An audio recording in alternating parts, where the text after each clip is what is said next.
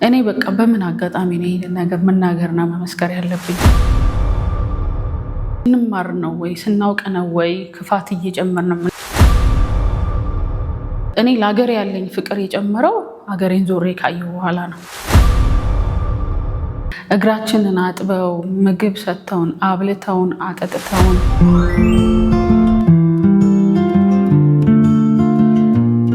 እንዴት ናችሁ ቤተሰቦቼ? ደህና ናችሁ ወይ? ዛሬ የመጣሁት እንግዲህ ለምስጋና ነው። ዛሬ እንግዲህ እንደተለመደው ስቶሪ ሼር የማደርግላችሁ ፕሮግራም ላይ ነው የምንገኘው። ከማስታወሻ የተሰኘው ፕሮግራሜ ላይ ነው። እንግዲህ ላለፉት ሳምንታት የተለያዩ ታሪኮችን የሚያስገርሙ፣ የሚያስቁም፣ የሚያሳዝኑም ታሪኮችን እያጋራኋችሁ ነበረ።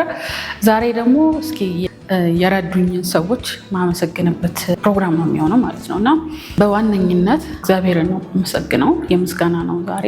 እግዚአብሔር ሄድኩበት ቦታ ሁሉ ከፊቴ እየቀደመ መንገዶቹን እያመቻቸልኝ ስለነበር እግዚአብሔር እሱ ክብሩ ይግባው። በመቀጠል ግን በጣም ሁሌ ከአይምሮዬ ላይ የማይጠፋ ነገር በምን አጋጣሚ አግኝቼ ማመስገን እንዴት እንዳለብኝ ሁሌ እንዴት እንዳመሰግናችሁ እንደሚገባ ማላቀው የኢትዮጵያ አርሶ አደር ገበሬ አርብቶ አደር ማህበረሰቦች በጣም ነው ማመሰግናችሁ። ምክንያቱም እኔ በስራ አጋጣሚ በሙሉ ኢትዮጵያን ዞር ያለሁኝ፣ ሁሉንም ማለት ይቻላል ሁሉንም የኢትዮጵያ ክፍል በዞር ያለሁኝ እና እኔ ለሀገር ያለኝ ፍቅር የጨመረው ሀገሬን ዞሬ ካየሁ በኋላ ነው። በእውነት ነው የምላችሁ። እዚህ አሁን ቁጭ ብለን እንደምናስባት ኢትዮጵያ አይደለችም። ኢትዮጵያ ዞራችሁ ስታዩት በጣም ነው የሚያስገርመው። አገር ማለት ደግሞ ሰው ነው ይባል የለም። ሰው የኢትዮጵያ ሕዝብ በጣም ነው የሚገርመው። በተለይ ወደ ገጠሩ አካባቢ ስትሄዱ አንድ አይነት ነው እና ዞሬ ሳይ ነው ሀገሬን የበለጠ የወደድኳት እና የሆነ ነገር አስተሳሰባችሁ ሚዛናዊ እንዲሆን ማየት በጣም ጥሩ ነው እና ኦል ኦቨር ኢትዮጵያ ያላችሁ ገበሬዎች፣ አርሶ አደሮች፣ አርብቶ አደሮች፣ የገጠሩ ህዝብ በጣም ነው የምወዳችሁ፣ በጣም ነው የማመሰግናችሁ። ምክንያቱም እንግዲህ በፊልድ ስራ ምክንያት ከባድ ነው ስራው የነበረው። ፊልድ ላይ እንግዲህ በጣም ብዙ አስቸጋሪ ቦታዎች እንመጣ ነበር እና እዛ ስንመጣ ብዙዎቹ የእግር መንገድ ማለት ከመኪና አልፈን በእግራችን የምንሄድባቸው ቦታዎች ነበሩና መታችሁ ከመኪና መጥተው ተቀብለውን እቃችንን ይዘው መንገዱን መርተውን እስከ መጨረሻው ድረስ ከኛ ጋር ሆነው አደጋ እንዳይደርስብን አብረውን ተጉዘው ቦታውን እያሳዩን፣ እየነገሩን፣ እያወሩን፣ እያጫወቱን እና በጣም በቃ የሚያወሩን ስቶሪዎች በጣም ደስ ይላሉ። በጣም የዋህ ቅን ልባቸው ሁሉም ደግ የሆኑ ሁሉም አካባቢ እኔ እዚህ ቦታ አልላችሁም። ሁሉም አማራ ክልል፣ ትግራይ ክልል፣ ደቡብ ክልል፣ ኦሮሚያ ክልል፣ ቤኒሻንጉል፣ ጋምቤላ፣ ሶማሌ፣ ሁሉም አፋር፣ በቃ እነዚህ ቦታ ሁሉ ሄጃለሁ። ሁሉም አንድ አይነቶች ናቸው። በእውነት ነው የማወራችሁ። ሁሉም እኛ ስንደርስ በቃ በጣም አክብረው ተቀብለውን እግራችንን አጥበው ምግብ ሰጥተውን አብልተውን አጠጥተውን አክብረውን ፍቅር ሰጥተውን ማናችሁ ሳይሉን ምንድናችሁ ሳይሉን እኔ ማነሽ ምንድነሽ ሳልባል ፍቅር ያገኘሁት በገጠሩ ኢትዮጵያ ነው። በእውነት ነው የማወራችሁ። ምንም እነሱ በቃ ልቦናቸው ንጹህ ነው። እንደነሱ ሁላችንም እንደነሱ ብንሆን እኔ በጣም ደስ ይለኝ ነበረ በእውነት። እንደውም አንዳንዴ በቃ ስንማር ነው ወይ ስናውቅ ነው ወይ ክፋት እየጨመርን ነው የምንሄደው ብዬ እንዳስብ ሁሉ ነው እውነት። እነሱ ያደረጉኝ በቃ ምንም ክፋት የላቸውም። ማን ሆኑ ምን ሆኑ አይ ዶንት ኬር ማለት እነሱ ግድ አይሰጣቸውም። ማንነታችሁ ሰው መሆናችሁን ብቻ አይተው ነው የሚረዷችሁ። ተቀብለው እነሱ ተሸክመው በእግራችሁ የምትሄዱ ከሆነ ማለት ነው በቃ ወይ ፈረስ በቅሎ ካላቸው እዛ ላይ ጭነዋችሁ እነሱ በፈረስ ወይ በበቅሎ እየሄዱ መንገድ ላይ ካገኙን ከዛ ላይ ወርደው እኛን እዛ ላይ አድርገውን በእውነት በቃ ለእኛ የሚሰጡን ትሪትመንት እነሱ በእግራቸው እየሄዱ እኛን በቅሏቸው ላይ ጭነውን።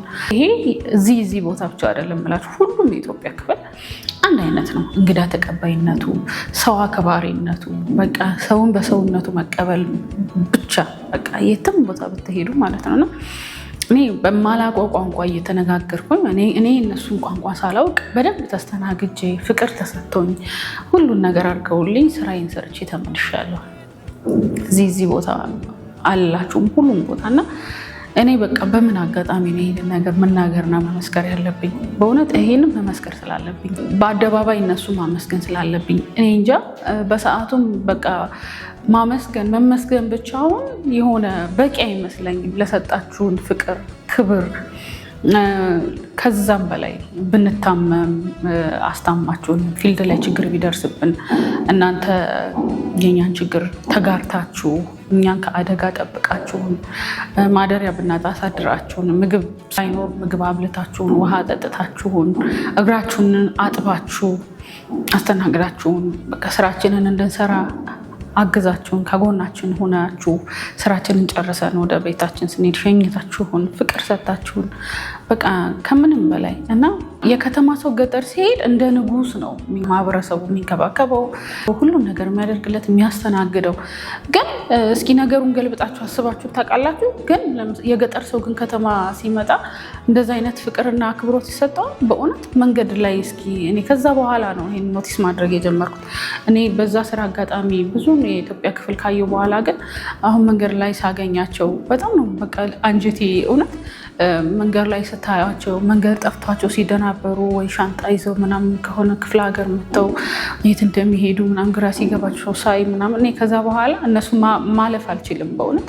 ምክንያቱም እኔ ትዝ የሚለኝ እዛ ጋር ለእኔ የተደረገልኝ ነገር ነው እና በቻልኩት መጠን ለመርዳት እሞክራለሁ። እዚህ ግን የእነሱን ውለታ በዚህ መመለስ የምንችል አይመስለኝም እና እኔ አሁን እናንተ መልክቴ ምን መሰላችሁ? ነገር ላይ የምናገኛቸውን አርሶ አደሮች ወይም አርብቶ አደሮች ከገጠሪቱ ኢትዮጵያ ክፍል የመጡ ሰዎችን ማለት ነው በቃ እኛ እስኪ እንርዳቸው፣ እናግዛቸው፣ ያስፈልጋቸው ነገር ካለን ጠይቃቸው፣ አንለፋቸው። ምክንያቱም በጣም ነው የሚያደናግረው። በተለይ አዲስ አበባ ያው ትልቅ ከተማ ነው እና ለነሱ ልክ ሲመጡ በጣም ሁሉ ነገር የሚከብዳቸው እና በተለይ ልክ መንገድ ላይ ምናምን ሰታቸው እኔ እንጃ በጣም ነው የሚያሳዝኑ። እኛ እነሱ ጋር ስንሄድ እንደዛ አይደሉም። በጣም ነው የሚንከባከቡን፣ በጣም ነው የሚያከብሩን። እነሱ ግን እኛ ጋር ሲመጡ ግን እንደዛ አይደለንም በእውነት ማለት ነው። እኛ እዚህ ለከተማ ላላችሁት መልዕክት ማስተላልፈው እኛም ለነሱ እንደዛ እንሆንላቸው። እስኪ እናክብራቸው፣ እንቀበላቸው፣ ፍቅር እንስጣቸው እና ብዙ ነገር እናድርግላቸው ማለት አይደለም። ለምሳሌ መንገድ ጠፍቷቸው ከሆነ መንገዱን እናሳያቸው ከማጭበርበር ይልቅ ማለት ነው። ለሌባ ይዳረጋሉ፣ ይጭበረብራሉ፣ ብዙ ችግር ይደርስባቸዋል፣ ገንዘባቸውን ይቀማሉ ምናምን እና እኔ በጣም ነው ይሄን ሳይና ቢያንስ ባንረዳቸው እንኳን